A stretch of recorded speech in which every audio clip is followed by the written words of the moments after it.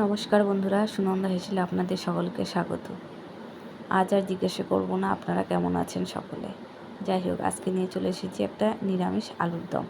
আমি ছোট আলুগুলোকে প্রেসার কুকারে সিটি মেরে সেদ্ধ করে নিয়েছি, তারপর আলুগুলোকে ছুলেও নিয়েছি। এবার আমি একটু আদা বেটে নেব। এই তো আদাটা বাটা হয়ে গেছে, বাটিতে নিয়ে নিয়েছি। এবার এই আদার সাথে আমি একটু জিরে গুঁড়ো নিয়ে নেব, পরিমাণ মতো মিক্সড করে নেব। এবার নিয়ে নেব পরিমাণ মতো লঙ্কার গুঁড়ো। যে যতটা পরিমাণ ঝাল খাবেন, বেশি খেলে একটু বেশি দিবেন, কম খেলে কম দিবেন। এবার আমি একটু জল দিয়ে দেব, হালকা একটু জল দিয়ে মশলাটাকে একসাথে মিশিয়ে নেব, যাতে মশলাটা কড়াইয়ে দেওয়ার পর পুড়ে না যায়। এই তো কড়াই বসিয়ে দিয়েছি, কড়াইটা গরমও হয়ে গেছে। এবার কড়াইয়ে আমি দিয়ে দেব সরিষার তেল।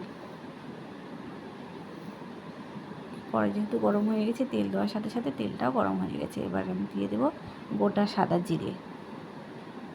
এবার দিয়ে দিলাম দুটো তেজপাতা। এবার দিয়ে দিলাম শুকনো লঙ্কা।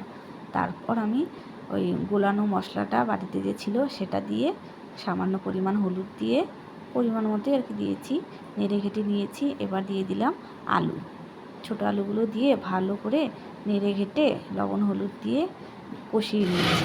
আর এখানে কাঁচা লঙ্কা আমি দিয়ে দিলাম কয়েকটা চিড়ে। এবার কষানো হয়ে গেলে আমি এবার ঝোলটা দিয়ে দিচ্ছি। ঝোলটা দিয়ে দিলে এবার ঝোলটা ফুটতে থাকুক। চলুন, এই তো ঝোলটা দিয়ে দিয়েছি আমি। এখন ঝোলটা ফুটে গিয়েছে। এবার আমি একটু হালকা গরম মশলা দিয়ে দিলাম। গরম মশলা দিয়ে এটাকে একটু নেড়ে চেড়ে নেব। নেড়ে চেড়ে নিয়ে ঝোলটাকে নামিয়ে নিয়েছি। হয়ে গেছে এই যে আমার নিরামিষ আলুর দম। কেমন হয়েছে একটু কমেন্ট করে বলবেন। ভিডিওটি দেখার জন্য অনেক অনেক ধন্যবাদ।